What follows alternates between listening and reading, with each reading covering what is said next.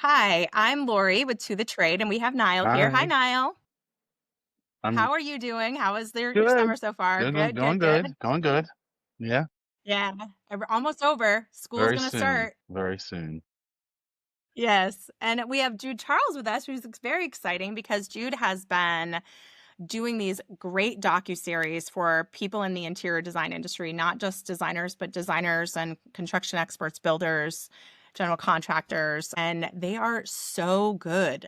So I'm so excited to have you on the show, Jude, because I just want designers to see the work that you're putting out there and what that is doing for the clients you're already working with. So we're very excited to have you.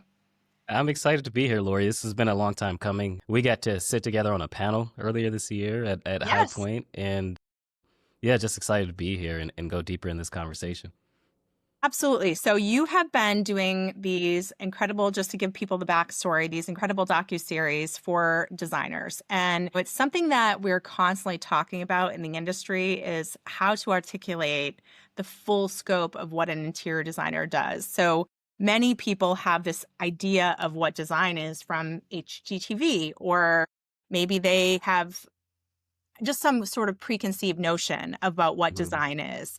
And sometimes they're lost in what that really is or how they can truly be a good client for. It's a series of even a person who's worked on it with a designer 3 times would still be a novice in how they really should be working with a designer or what that the capability of that designer might be. So I love that you kind of treat this holistically. If for people who are listening, you what you would see in his docuseries is a full backstory of what that designer is doing, plus the personal side of the designer. So you're building this investment of trust in that designer before the client has even had one project. And I know the portfolio images to some degree work on that, but this is another level. It really is. So Yeah.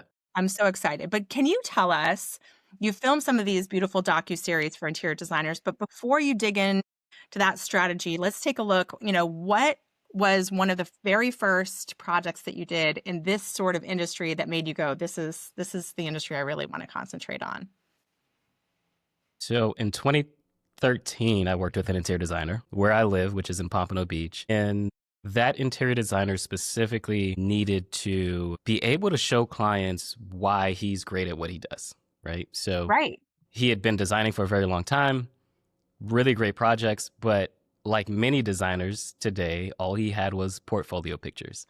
And ironically, the first time he reached out to me, it was actually to create a slideshow for his portfolio pictures. That is why he reached out. And I said to him, well, look, that's not what I do necessarily, but let me come into your office and talk to you about what it is that you're actually going through. What's the problem? Why are you even looking at, I want to have a portfolio of pictures?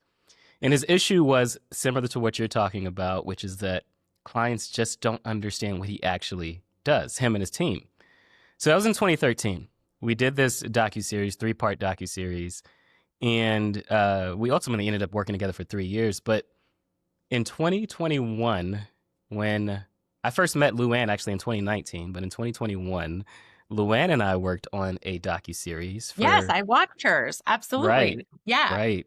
And so it was at that moment, 2021, working on her docuseries, being really brought into this world of interior design. Because even though I did an interior design docuseries back in 2013, that was the only one. It wasn't my focus. But in working with LuAnn and really just having fun creating that docuseries, she did a very big launch party when she launched her docuseries. That is when I realized there's something special in this community, interior designers or designers, architects, builders, that I wanted to go deeper with because designers are doing really amazing work, but then there's a gap between we do the great work and how we explain the process of doing this great work. There's Yes. the other gap of sharing their actual personalities. Like many Right. designers are hiding behind just their portfolio pictures. And what I look to do through these docuseries is share their personalities, their passions, and their purpose. I was watching the one that you did with Brad for Aft Construction, and I've had Brad has been a member of IDC probably I want to say from since the beginning, but I didn't even realize that the you know what he was building for himself and the coaching that he's doing too. Like, I had no idea. We just kind of like get lost in the community sometimes. And I think of myself as being someone pretty dialed in. I listen to designers. I watch what interior designers are doing on a regular basis. I kind of know their family history and what's going on for, the ones that are closer to me. But I didn't feel, I just couldn't believe I missed that. So I wonder if that's the same thing that's happening for their clients, like just not fully realizing the person that you think you know because you didn't scratch a little deeper, I think we all take for granted not only the amount of work that we do, but take for granted that we think, let's just take a simple idea of posting something on Instagram. We think that because we posted on Instagram, everyone has seen it. Right. One of the things I did before we even did this podcast recording is I sent you an email saying, hey, check out some of the projects I've been working on, because I didn't want to assume just because you're following me on Instagram that you've seen everything that I've been putting out there for the last few months, right? For someone like Brad, who we've been creating his docuseries for the last 6 months, it's in its final stages now. Brad is extremely busy. Yes. Brad is running AFT Construction that has a total of 30 employees. He has his own podcast. He runs the Contractor Coalition Summit. He speaks regularly at events like Las Vegas Market or High Point Market, absolutely. Right? He's doing all these things, but not everyone knows it. He's been a part of the IDC community, of it, but not the full picture. And then on top of it, I think one of the things that you covered on his video was that simple idea that the clients buy from people that they like and connect with. And so that's another avenue that you're allowed to do in this docuseries of showing not only your work and what you're capable of, but who you are as a person, because that builds that like sense of security and trust that the client to work better with the client that is coming your way. Right. Get them ready to trust your decision making. Yeah. Get them ready to trust you. Yes. Yes. When someone is thinking about working with you, the first question on their mind is, why should I do business with you? Why should I hire you versus any and every other option available to me? Right? Right. Right. What that boils down to is why you, but that question is really a question of trust. Why should I trust you? Right. I get that you're an interior designer. I get that you do beautiful homes, but like, why should I trust you with this investment that I have? Really, this is the biggest investment I've ever made, buying a home. Why should I trust you with coming into my home, into my space, and knowing that you're going to do a great job? And so, like, I think we take for granted that clients, because we're doing what we're doing, we're so close to it, right?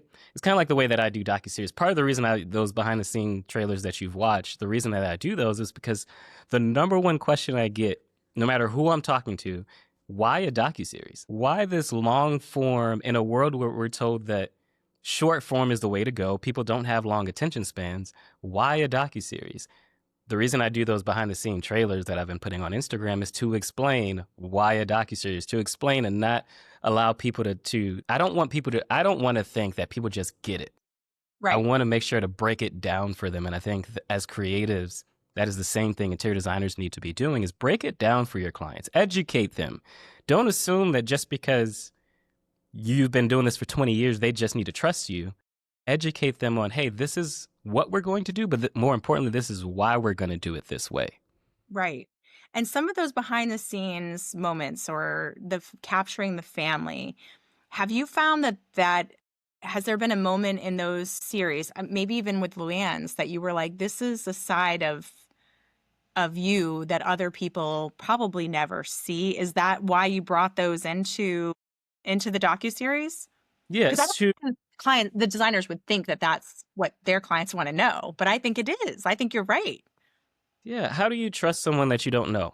The whole point of the docuseries is to take it from just how to show who. Who are you? Who are you when challenges show up? Who are you at your best? Who are you at home? Why does home even matter to you? Why are you an interior designer? For one of the projects, there's a project I recently did in Connecticut with Jill Ray. She is an interior designer. She's been designing for 6 years, doing really amazing homes there in Richfield, Connecticut. But there's a part of her docuseries, it's not out yet, but there's a part where we show like the house that she had remodeled. And then we show this chicken coop she has in her backyard, but we also show her having breakfast with her family. When when we say things like people do business with people that they know, like, and trust, how do they get to know who you are, like what you have to say, and trust that you could provide a solution to their needs? Bring them behind the scenes of your own life. Show them what it's really like when you're not working. The reason that I show the family part is because I want to give people a three-dimensional view into your world and humanize your brand. It is not just about the design. It's about the person that is leading the design team. In her case, Jill Ray, it's about Jill Ray. And who Yeah. is she when she's not working? Who is Yes. she? Because there's parts of it where we show her working out at the gym. And there's other parts, we show her just doing things that are important to her. She's really involved in the community. She's building a habitat, or helping build a Habitat for Humanity home. All those things matter to understanding who this person is, not just how they design, but who are they? What inspires them to lead to that design? I love that. And it also, probably, what my thought is, it makes that client connect on that more, like, on a very personal level with that designer. I mean, I think of Niall. He's a perfect example, right? So Niall and his partner have adopted children from the foster care system, 4 children. I mean, Niall is probably the most detail-oriented person I know, like, very,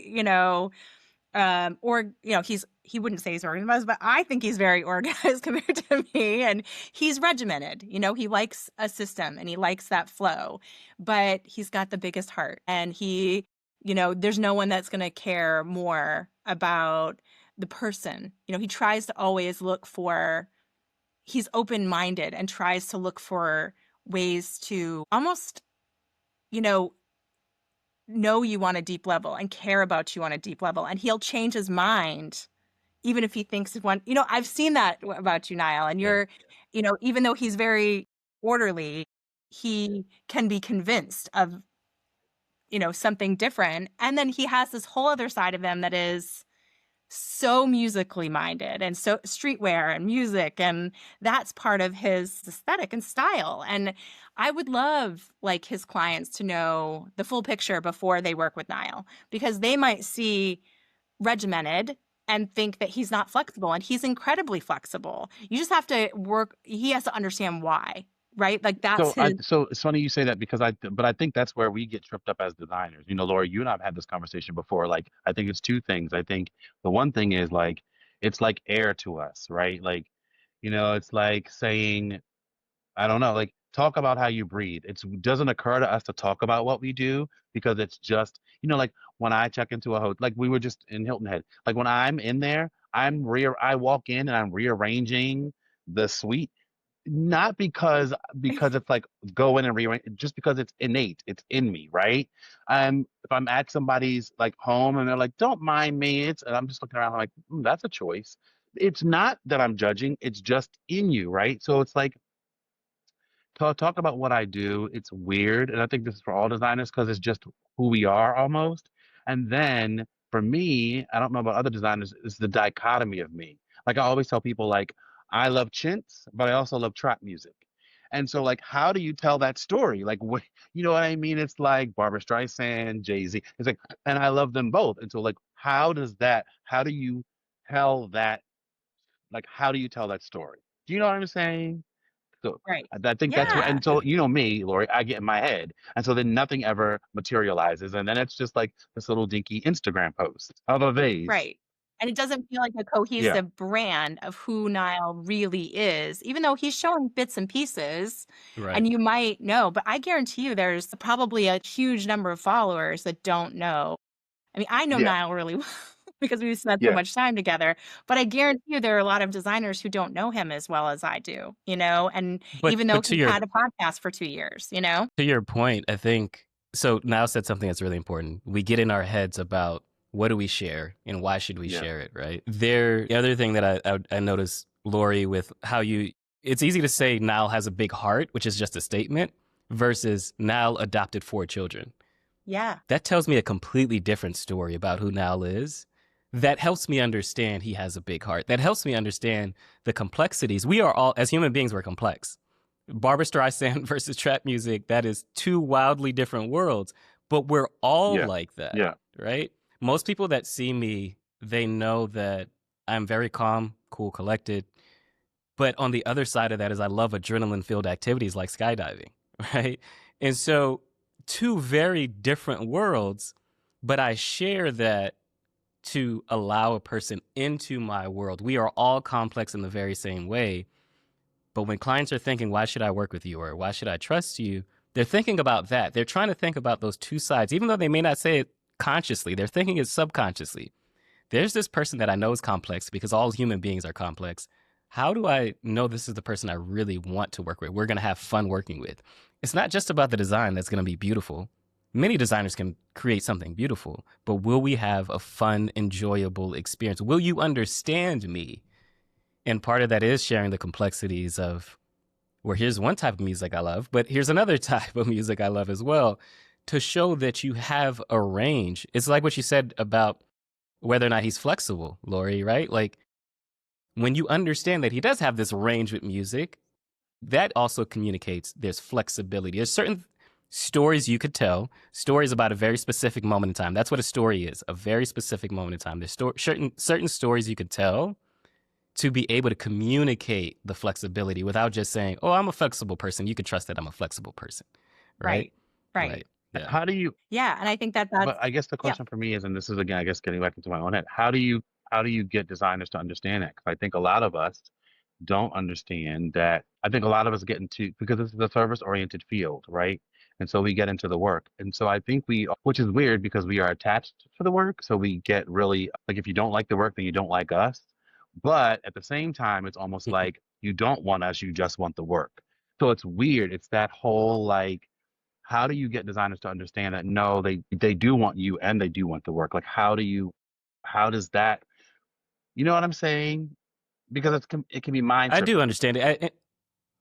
Yeah, I think you brought up a good point. We get attached to our work, and that work becomes our identity, where we think if that person doesn't hire me, they didn't like my work. And ultimately, at the end of the day, if we think about how relationships are formed, regular friendships are formed. We form friendships based off of this person is just like me in one way or another. They're like me, have a similar lived experience that I have, or they come from the same area that I come from. This idea of the work is the identity it just isn't true because of that likeness. We are looking for people that are like us, Okay. right? Okay. And the light bulb just went off because it goes back to something you said, Lori, about how in sales you try to mirror. So now I'm putting Mhm. those two things together, what you just said and what you said a while ago, Lori, about like how in sales you would mirror. Maybe if somebody does a lot of this, maybe you do this. Or if they use a lot of likes, you use a lot Mhm. of likes, because then I guess subconsciously that's like, oh, that person's like me. And now I'm hearing you say that. Okay, that makes sense. That makes sense. I'm telling you, my head is Yeah. all over the place. We're searching, but as a creative, that's how your head works too, right? Your head is you're managing so many different things in your mind, but I like to simplify it to that to likeness. I share parts of like different stories, not just because I want you to know who I am, but also so I want you to understand that although we're going to create a great story together, I also understand what it's like to struggle. At High Point, when Lori and I was on the panel, one of the stories that I shared is getting into this industry. I had made a conscious decision July 2023 that I was going to go all in on interior design, that I was going to create docuseries only for the design market. And because of that, and because I knew I had done LuAnn's docuseries, I was like, oh, this is going to be easy. I reached out to over 100 interior designers between July 2023 and November 2023. Everyone in their own way said no. Now, there's more to that story, but the reason I start to share that story is to help other people, whether it's designers, architects, builders, or other industries, understand that even after, at 17 years in business at that point, I still know what it's like to hear no. I still know what it's like to be excited about going after something and realizing, oh, this is not going to be as easy as I thought it was going to be. Because many people could see the clients that I work with, Brad Lovett or LuAnn Niagara, and think, man, that's amazing he gets to work with those people. But they don't know the behind the scenes story of what it took to work with those people. Because it took Sure. Brad 8 months before he said yes, Right. right? And so we are human beings. And part of what is important is sharing the things that makes you human. And that is why I think it's important to not just share the work, but share the person behind the work. Now, a light bulb just went off in your head now Yeah, because as I I'm said taking, I'm that. What writing is that it down. for about? What is it about that, though? What is it about? Because I think, again, you're thinking very much like the Because audience that it's hard to we do the two are, things. because I think the thing that we get tripped up in is like, it's always the thing of like, what am I pulling up in at the consultation? What am I wearing?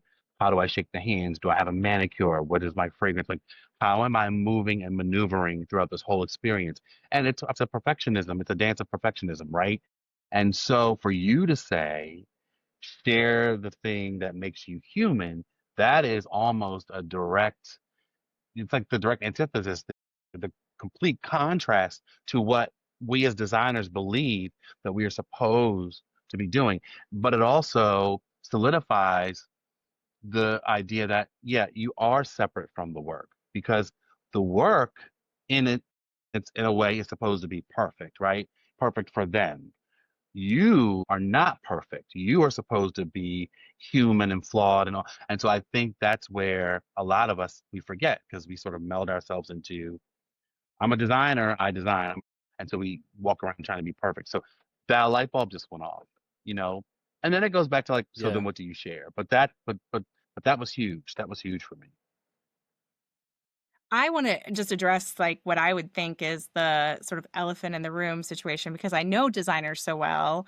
I think that I love what you're doing and I want designers to consider it an investment, but I would have realized that it would be hard initially for you because designers have, as far as marketing is concerned, they've been Yeah, sold a lot of different solutions that were going to save them and they might not even fully understand what a video like this would do. Like if they're throwing it up on YouTube and it doesn't get immediately 1,000 views and a new client coming in the door, they're like, did I waste my money? My gosh, you know?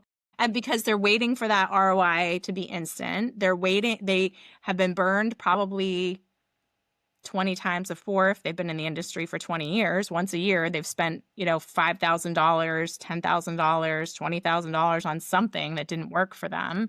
And so it's scary to invest in something this big that costs this much and not know if it's going to have an ROI and what that is that ROI. But I wanted to think like it's not for, and my thought is it's not for you to put it up on your YouTube or your website and for you to immediately get like viral leads from it. It is for your inquiry form when they first come into the door for you to be able to send that to them so that they instantly know who you are, connect with you, and understand you. It's not this viral moment that is going to get more clients I like that. instantly, or even over a year. You know what I mean? It's more to speed up the process of comfortability with the designer and the client who's already interested.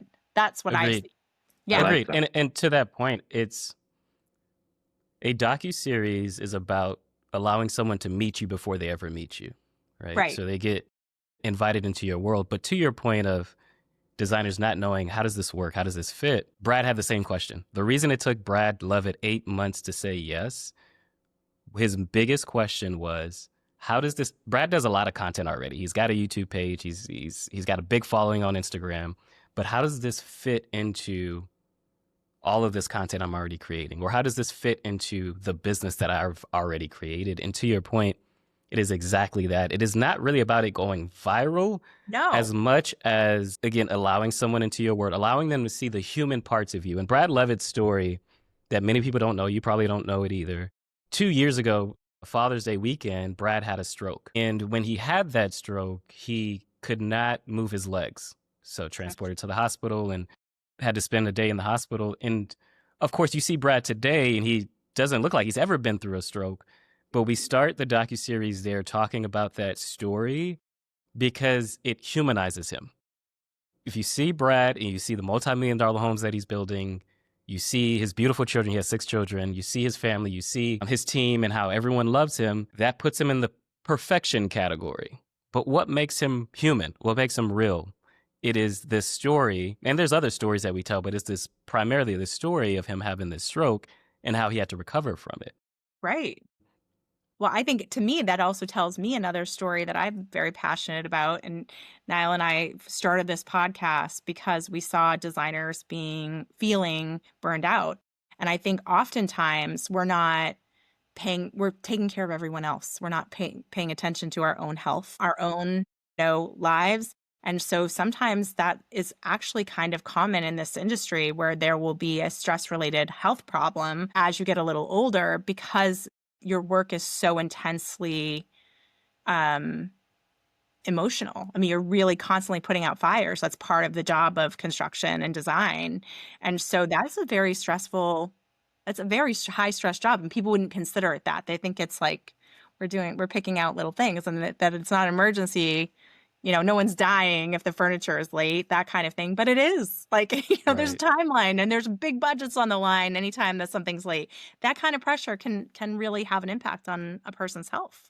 Yeah, absolutely. And the same challenges that designers go through as far as, not explaining their work or not understanding how something fits is the same. I do it in my own business. Many of the things that we're talking about right now, I do in my own business. The behind the scenes videos that are on Instagram is to answer the question for designers, like, why should I do this? What is the point of this? How do I know this is going to fit into my business? Because one of the things I start with in doing a docuseries, we don't start by filming. We start with what I call a road mapping strategy session. And in that session is where we get really clear about your core values, core stories, core philosophies and beliefs.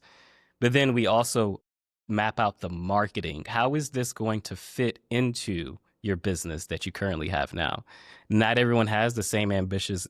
How do we make sure this docuseries is going to fit into the work that you're already doing? Right. And so, it's we do business with people that we know, like, and trust, and you want to uncover what I call the 3 authentic rules of storytelling. It's a lived experience, right? So what are the experiences you've gone through in life that help shape who you are? Then adding the emotion to that experience, meaning that you're speaking from the heart. You are sharing your quirks and the things that do make you complex. And then the third one is uncovering the evidence and sharing your story and the things that you've been through. It helps to bring evidence and proof that it's possible for someone else. In 2020, I woke up one morning and I opened my eyes and I realized I could not physically move my body. My eyes open, I could see, but I could not physically move my body, paralyzed from the neck down. And what I didn't know at the time that I realized much later on was that I was having a panic attack, and I was officially, after that, diagnosed with burnout, depression, and anxiety. Wow. And now, September 2021, I go to a grocery store, and as I get out the car to walk to the grocery store, I hear a loud bang on the left side, like just on my left side, I hear a loud bang. And when I look over, I'm not exaggerating when I say this, it is a white Tesla car on top of another car. This lady was trying to back out of the parking lot, and instead of putting it in reverse, she put it in drive and hit the gas, and because of the force, she landed on top of another car. Wow. So I go running over.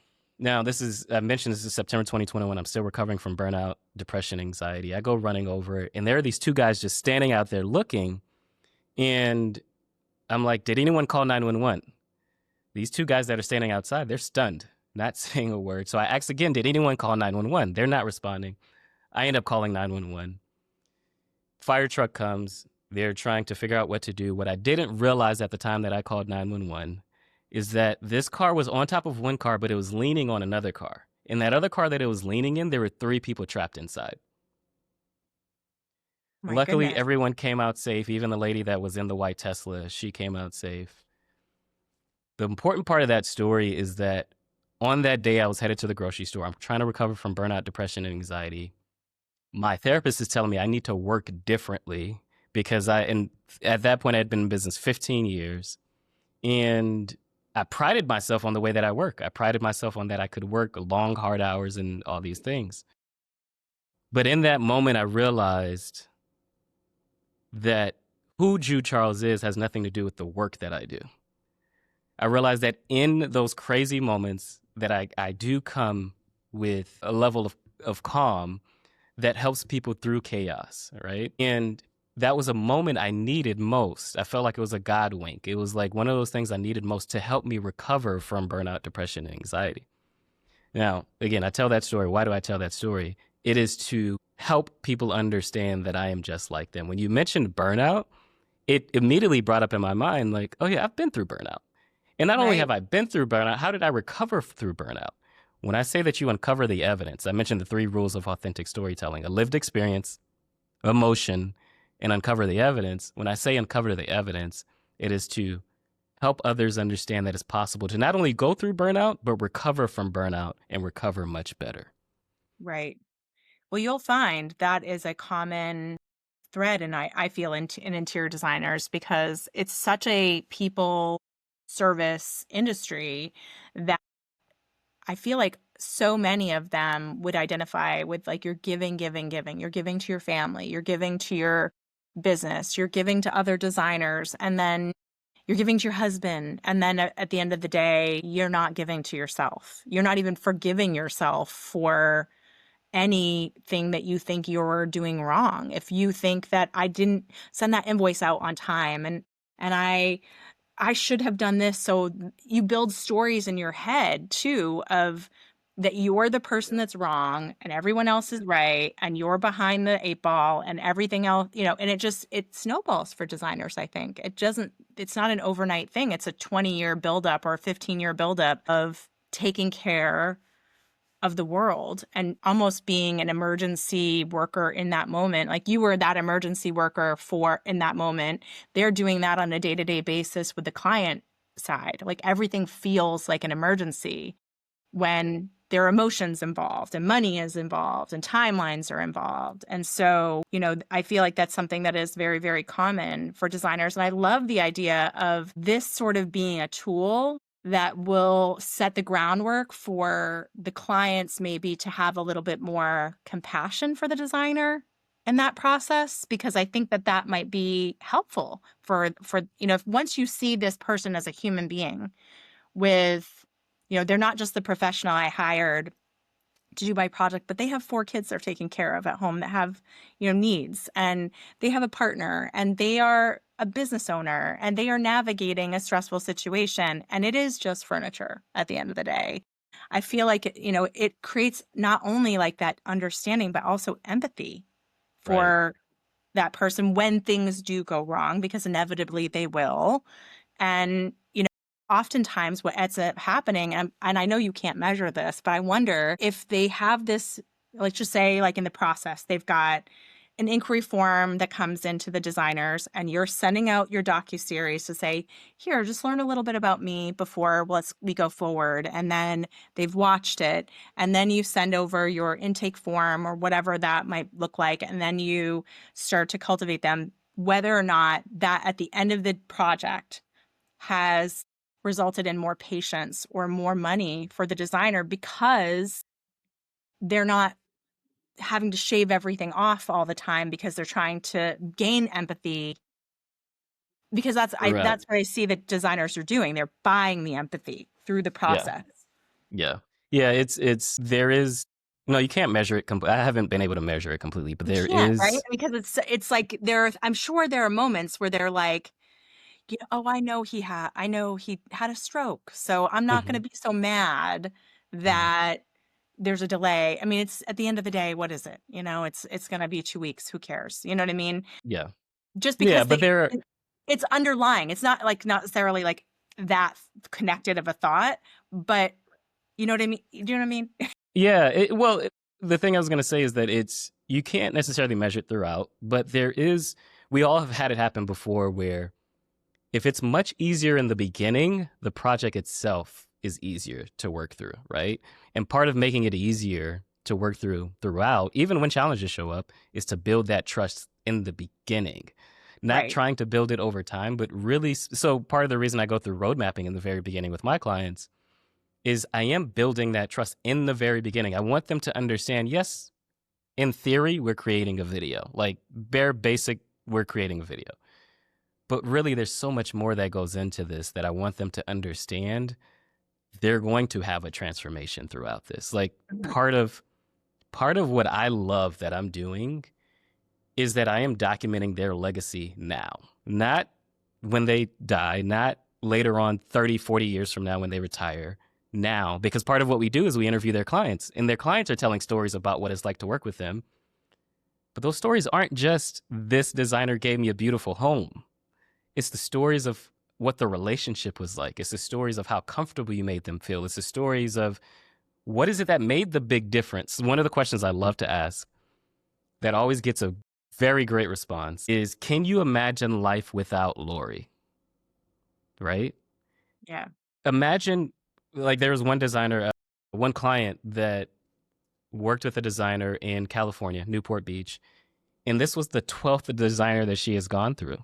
Now, one, that might be a red flag to some people, but to others, yeah, right? For her, it was, the client was choosing the wrong designer, in the sense that these designers didn't take the time to really learn what she needed. And now, so when I asked her the question, can you imagine a life without, the company name was Grace Blue, her eyes widened and she was like, no, I don't want to imagine that, because it took so long to get the right person to help us through this, right? And then she goes on to explain why. But my point is that overall, it is a deeper experience, and I do want people to understand that, but I build that trust in the beginning. I could say, hey, this is going to be a deeper experience, or I can slowly educate you and walk you through so that you understand it. And then therefore, when I am asking you for time, you take someone like Brad Levitt, who is extremely busy running a very big company. The one thing that surprised me that Brad said in one of my testimonial videos is that this is the one and only time he actually turns off his phone, is when he's sitting down to do the interview. But how Wow. does that happen? How does that happen? That happens because of the trust that was built in road mapping. That Right. happens because I did it in the beginning. So therefore, when I am dealing with somebody who's just as busy as he is, he understands, no, this is important. I need to turn off my phone. I want to make sure to be present for this, Right. right?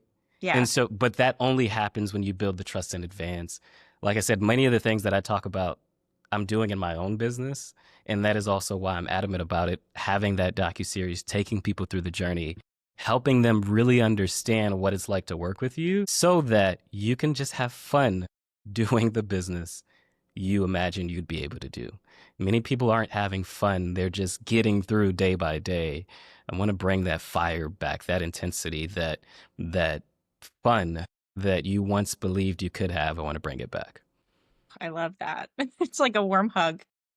I love it. I love it. Have you worked with any brands? Because I think that that's a missing link, that I think that brands should be starting to pay attention to what it is you're doing, because so many of the designers also don't really know the story behind the brands that they represent. I Right. mean, these are Yeah. brands, and I told Niall, I'm like, I feel for the clients too, because they might know a Louis Vuitton or Gucci, but they don't know Varellin. They don't know Bernhardt in the way that they should, and to value it the way that they should. So the designer has to often create this feeling of luxury, Yeah. because the clients have never heard of these brands. They've heard of Restoration Hardware and Pottery Barn, but they haven't heard of the quality manufacturing that is existing in our industry. And I feel like that's a missing component from the designers and the brands in that strong storytelling about not only like the history of the design of that brand, but also maybe each individual piece, because sometimes those pieces are special. They had an industrial designer that was in Paris, and they, replicated parts of it from a piece that they saw in Versailles. I mean, some of these stories are amazing and would be so valuable to the designer to be able to sell the product better. Yeah, I couldn't agree more. And I haven't been able to. I haven't yet worked with a designer. I mean, I'm sorry, with a brand. But I do agree that's the next step, because That has to be. Yeah. designers and brands work closely together already. But there's many Right. designers that don't work with certain brands because they just don't know the story. If they knew the story, if they knew the passion, the heart that is in it, there's many, even as I've been doing this the last few years, there's many brands that I'm realizing that are over 100 years old. And it's like, wait, but I've never heard of you before. Or Right. like, what is it that you guys are about? Some of them are still family ran. And it's like, okay, what is the deeper story about not only how this got started, 100 years ago, but what does it mean now today? Right. right? Like, what do you guys care about? Why are you working with designers, architects, builders? Why are you partnered with them? I haven't yet. And the I'm going keyword to is yet. introduce you to some that I work with Yes. already Yeah. because I know some of the stories. Like I can think of Gabby, for instance. I went to Gabby. We had their manufacturing facility, and they have a whole section, a whole warehouse where they import antiques. They go on these buying trips to France and Italy, and they've been doing it for like 20 years. And they bring back some really outrageously beautiful pieces, and they interweave those with manufacturing from, that they do with themselves, and then they import from different places. And so some are new pieces, some are antique pieces, and the creation of this like beautiful southern gentleman. I mean, you might see a stuffed peacock and this like gorgeous chandelier, and then this, the table with an antique sideboard. And it creates this, I don't know, it's a magical, merchandising really that Right. in their Yeah. showrooms that is so special. And and they've been doing it for years. Like he has a whole story about how his dad tried to get him into the business and he worked there when he was younger and then, didn't want to work there and kind of years later got convinced to come back to the family business. And I love that. I mean, I don't think anybody knows that. And Right. I And would love imagine to see, documenting the journey of them going to France to pick oh out my these God, antiques, right?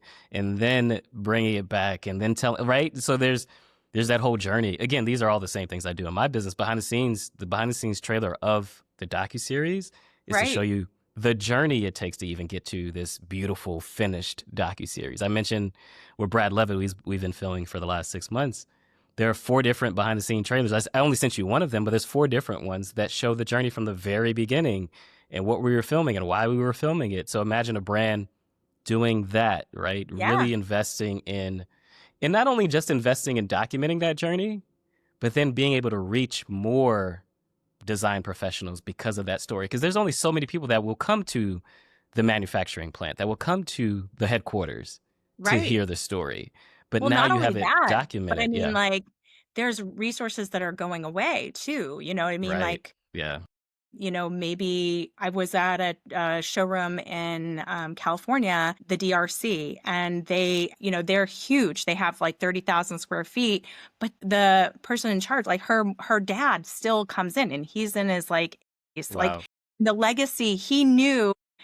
We were talking about Bear Paint and he's like, I knew Auto Bear. And, just like, Wow. Insane. Wow. like these kinds of resources that you're That are never going, priceless.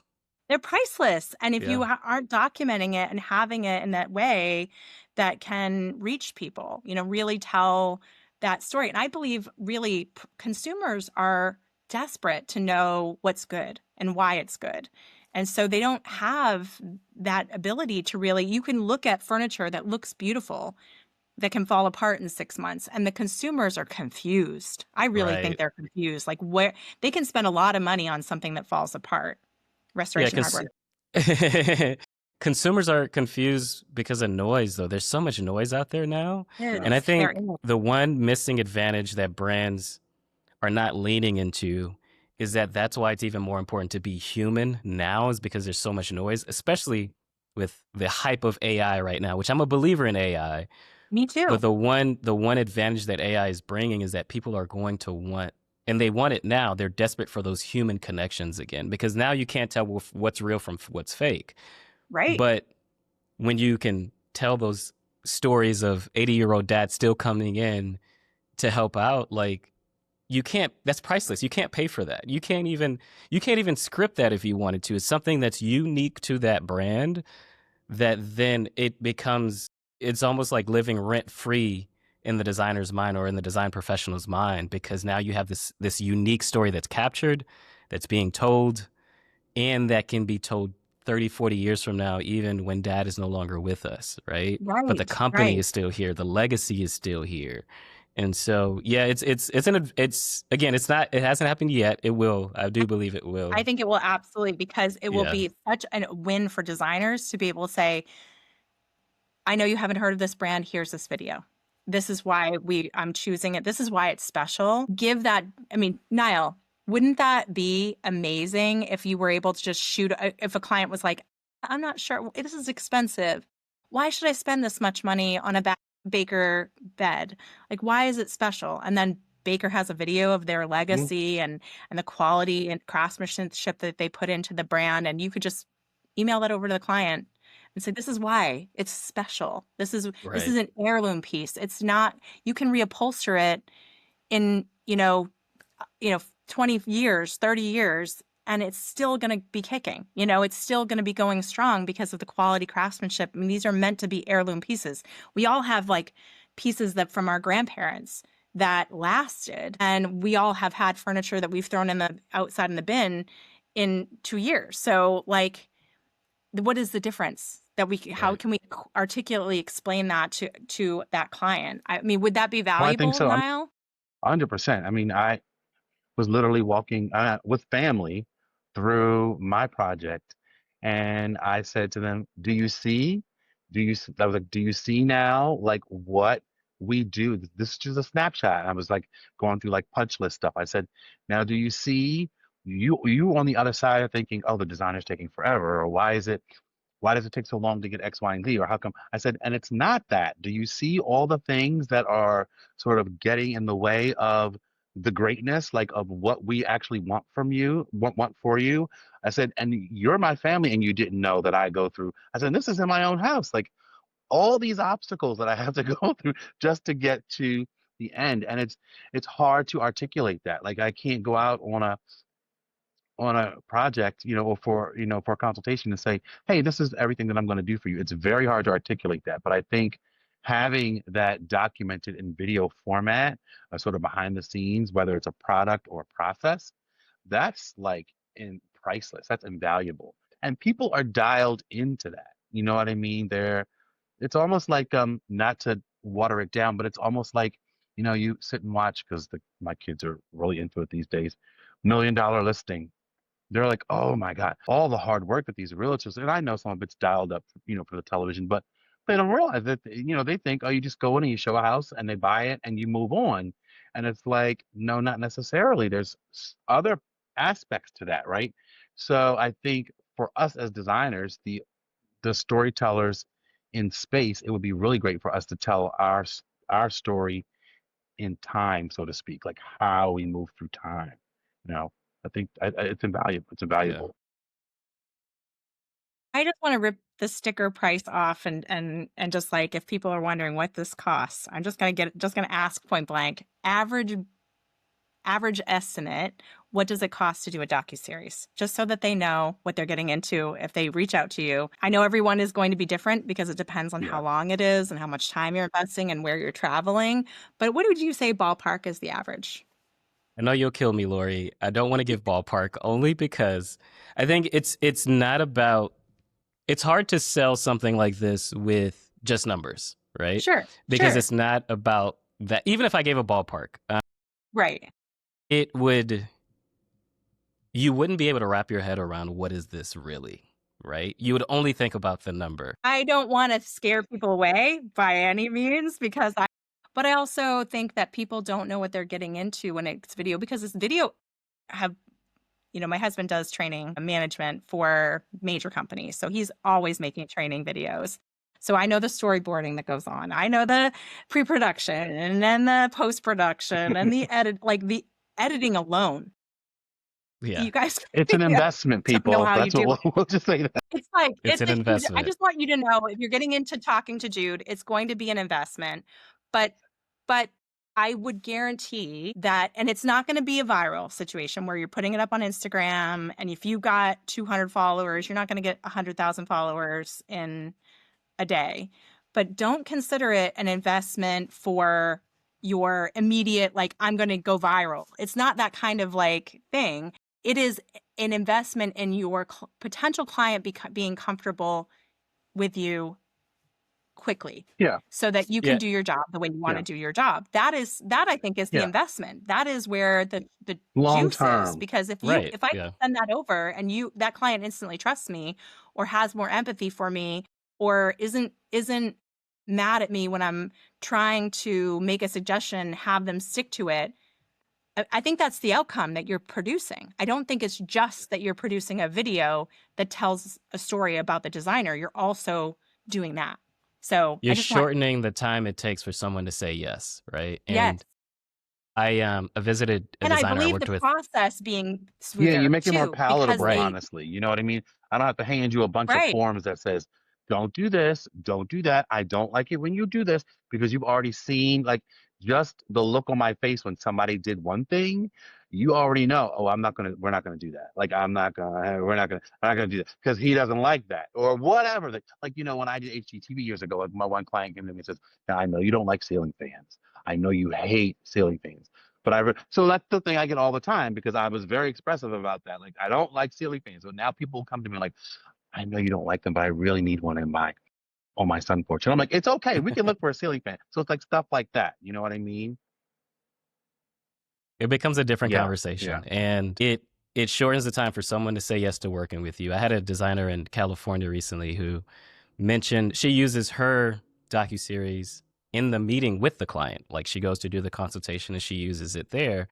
I love And it. she said something to me that stuck out in my mind where she was like, the client was, after watching it, they said, this answers all the questions I had in my mind. Right. And that is when that happens, when you can get over the objections or you can get over the questions that the client has in their minds, it makes it easier for them to say yes. And no matter what level of designer you are, if you are going after a $200,000 project versus $1 million project, if you can make it easier for the person to say yes and get more clients through the door, more of the right clients through the door, that is the result. That is the point of doing a docuseries, making it Yeah. easier for someone to say yes to working with you. And you have a magic in there. I mean, you make people look so good and they look so, I mean, if you're worried about the way you look or how you're going to come off on camera, I mean, I looked at every video that I've seen you do and people, they're heartwarming. They feel, I don't know how to describe it. It's not that like sales pitchy Tony Robbins, like sales pitch thing. It feels like you're seeing a realness, but in a very curated, beautiful way. You've shown that they're professionals, but you also show their heart and it really, it's so well done. I mean, people always talk about that master class. They're like, I wish I had that master class video. And this is your way of having something that is on that level, but that makes the design, in fact, I think even more warm, even Yeah, more because it's a behind the inviting scenes too. Yeah. because of those behind the scenes and because you get to know them it's not strictly this is how to Exactly. do what I Yeah. do. It's more this Why is who I am and this is what exactly. I'm, Exactly. yeah. This is what I do and this is who I am. Couldn't have Yeah. said it Yeah. better. Yep. I This is love who it. I I'm am. big fan. And I hope you designers reach out, but I'm also going to be, obviously hooking you up with some brands because I think this is another missing component and the brands can afford it. They can. So let's get some of them on the ropes for it. Yes, Is there yes. anything if with your skill set of and I know you don't do this for designers and helping them do video, but are they also just in our parting question, like do they learn a little bit about the process of video just by watching you that make their videos better that they do for themselves after? I'm just curious about that part. So part of what I try to explain is that the video is mostly about the story, right? And how do you do that? How do you tell the story? And I go through explaining the different types of stories to tell, but that's why I also simplified it to a stories about a very specific moment in time. So the way I told the story about the Tesla car accident, that's a very specific moment in time versus just saying, oh, I went through burnout once and I recovered. I actually Right. brought you into a moment that helped me recover. But the other thing I have for designers is called Storytelling for Interior Designers. It's a free PDF that walks through. So I've done 10 of these design related docuseries now. And I give examples. So there's 10 storytelling prompts within that storytelling for interior designers, but then the examples that help illustrate the prompts. So prompts that you could ask yourself questions on how to come up with these stories to create what I call a story bank, and then to be able to share those stories when you are doing videos, because that's what really makes the videos powerful. Right, right. Yeah. Well, if you want to pass over that PDF, I'm happy to include it in our, Yes. we're going to do a big post about you. You'll be on our website. We're going to get you on our Instagram and obviously all throughout our podcast channels and whatnot. So thank you so much, Jude. This has been such a pleasure. And I hope that designers are understanding how you can tell their stories and make them more popular and comfortable with their clients. So I love it. I love it. So exciting. Thank you. Thank you. Lori, thank you for having me. And now I hope you begin to tell your I'm gonna stories try. as well. Having Such a great story, right? yeah, Such for a great sure, for story. sure. Look I'm gonna forward to try. seeing that. Thank you.